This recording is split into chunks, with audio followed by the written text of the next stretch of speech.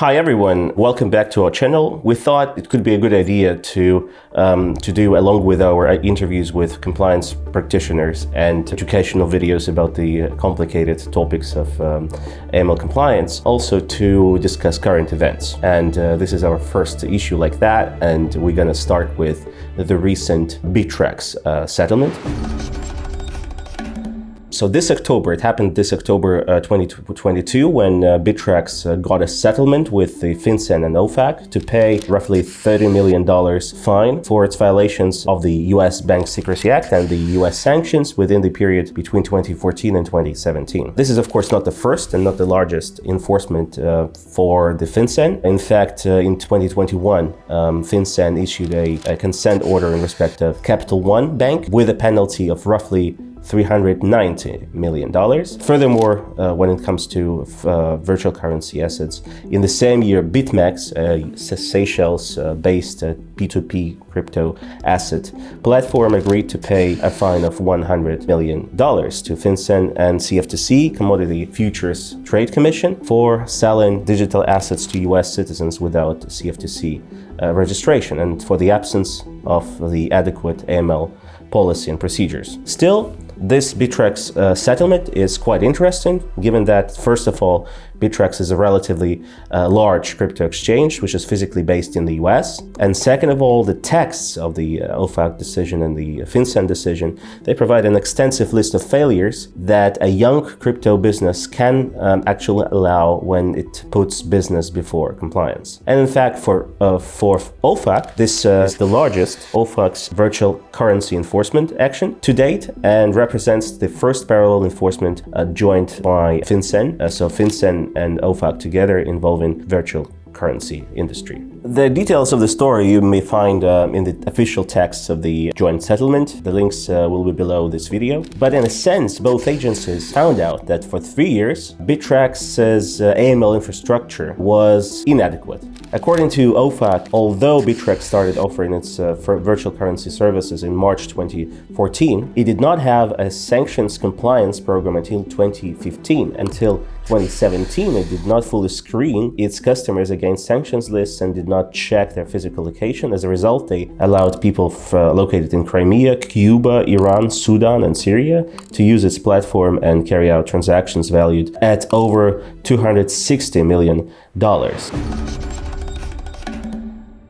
These examples with Cuba, Iran, Venezuela show how important it is to have efficient address verification tools. If you don't check address, you may create huge compliance risks for your company. But if you check address improperly, you may lose a lot of legitimate customers just at the front door of your business. And Sumsub can help.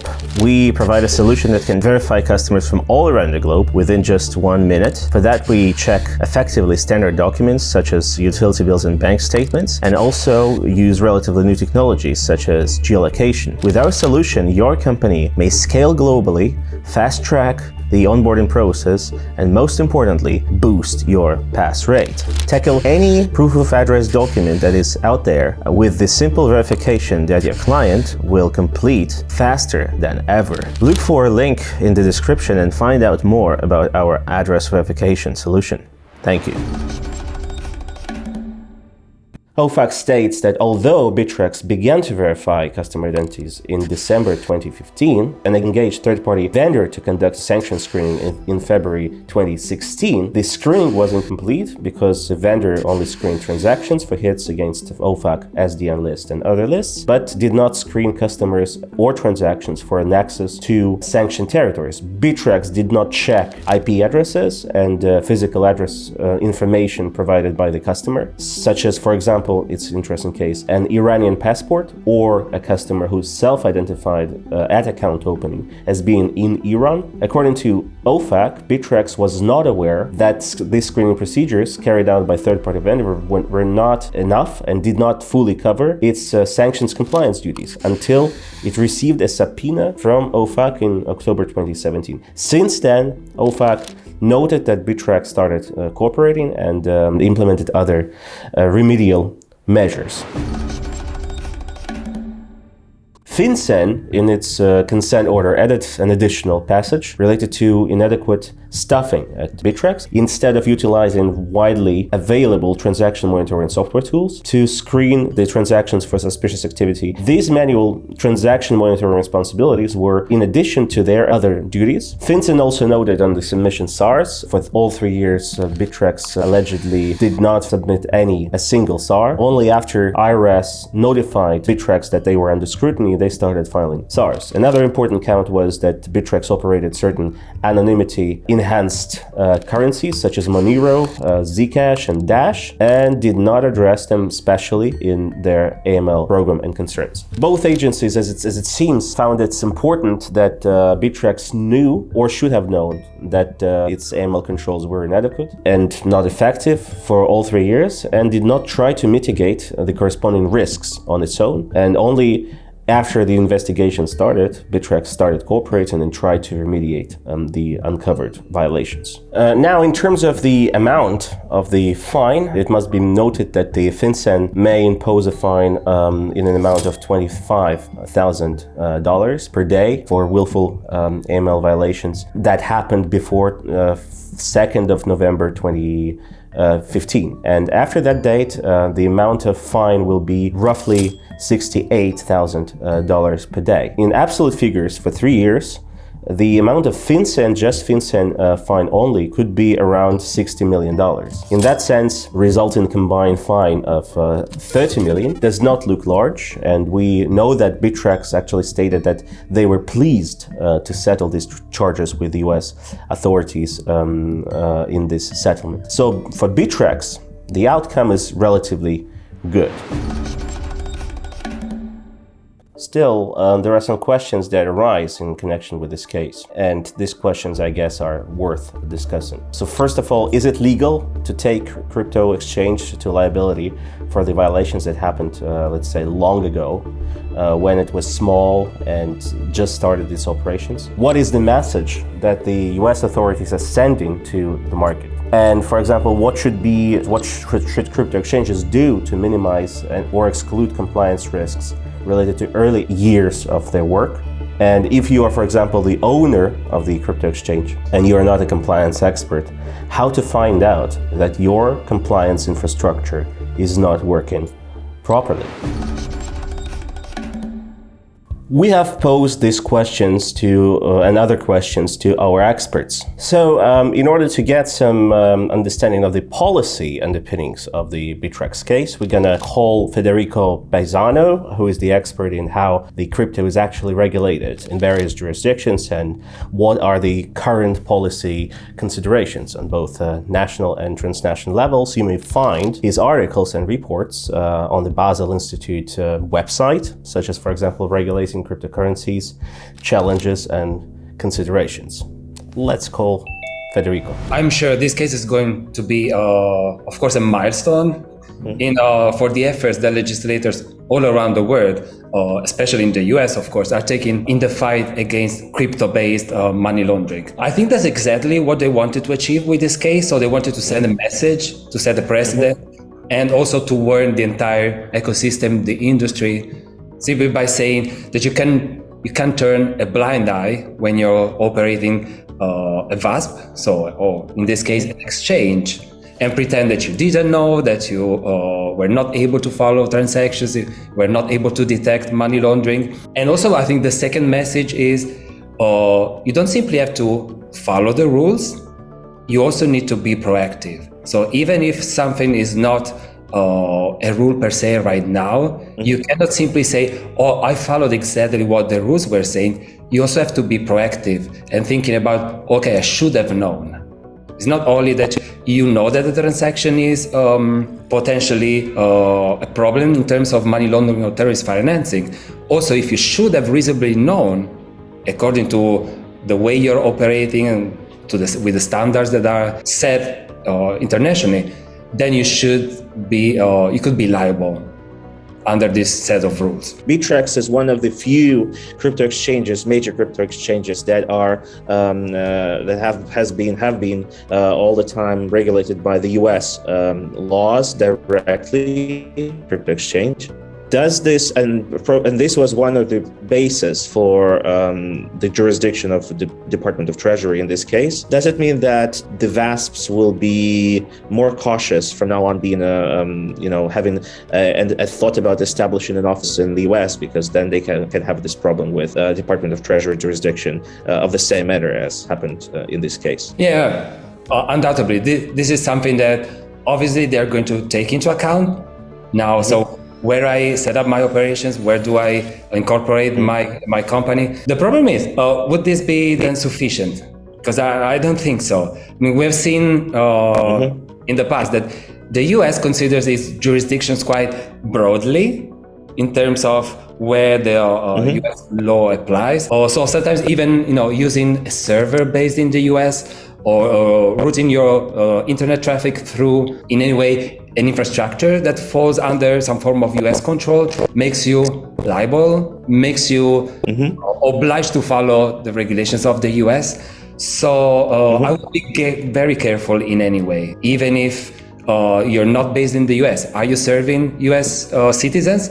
Yes or not? Are you using servers that are based in the US? Where's your traffic going? Are you using US dollars? So those are all things that you have to take into account, not simply where your company is based.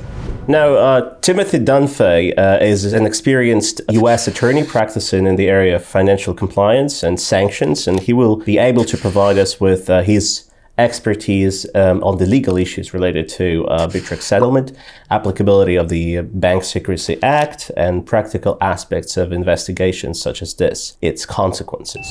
It's no secret that at that time the cryptocurrency industry was much less mature than at the present moment. As far as I know, at that time there were no regulatory instruments saying specifically that a BSA should be applicable to cryptocurrencies in general. Maybe I'm wrong here. So, I mean, you're wrong. In 2013, the FinCEN clarified that if all you're doing is exchanging, right, things of value, as a cryptocurrency exchange will do, then you're a money transmitter by kind of strict definition. And so the Bank Secrecy Act in particular, right, you're a money service business, the Bank Secrecy Act applies. You have to have a program which includes the 5 pillars of AML, which were more or less discussed in the order. I wrote compliance programs, BSA programs for similar companies back in 2013, 2014. It's interesting because like our audience and my friends, colleagues, they're absolutely sure that at that time BSA were not explicitly applicable to cryptocurrency exchange. And what you're saying is that they were actually absolutely applicable to them, and they have had to be aware about this. Still, isn't it strange that they took this period of time for this investigation?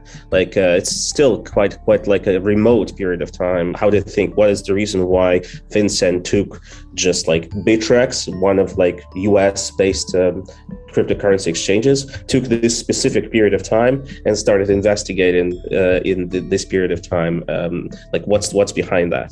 If you look at the value increase, I think the order says in 2016 they had 11,000 transactions a day, valued at $1.5 million.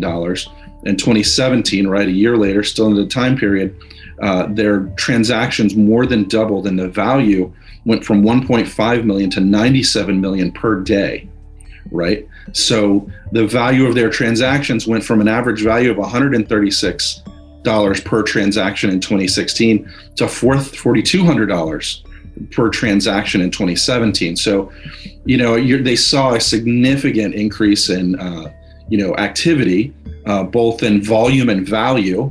And so, if you're running an organization like that, you have a responsibility to manage that risk. And the other thing that they were using were the anonymous coins, right? The coins that had the, specifically known to carry that additional risk of not knowing who these, third parties are, who's transacting here.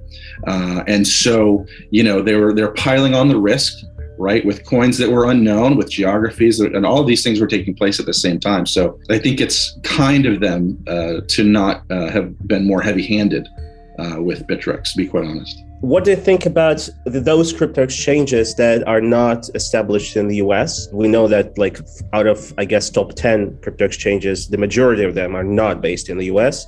They're based either in Hong Kong or Seychelles, Malta, and other jurisdictions that have less, let's say, stringent rules than the US. What would be the consequences for them? Are the US laws such as BSA applicable to these crypto exchanges? So, obviously the, regulatory reach of, the U.S., is limited, right? We're limited to the U.S. borders, limited to U.S. jurisdiction. We can only control and implement regulations that are directed towards protecting. To go back, the purpose here is to protect U.S. consumers, right? And, limit the degree to which, illicit activity can be carried out here in the U.S., right? So that's where the limits are. Now, how does that get implemented in a U.S. framework?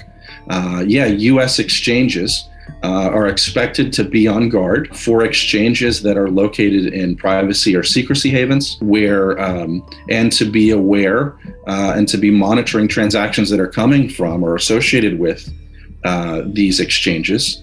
And also to, have geo-tracking is a little bit differently. The question was directed towards those exchanges. So I would say be aware you're being filtered and reviewed based on where your geography is and the types of coins that you're, allowing to transact on your platform. And, that's the monitoring systems are here and in place. The U.S. market is, still is the largest, single economy in the world, right?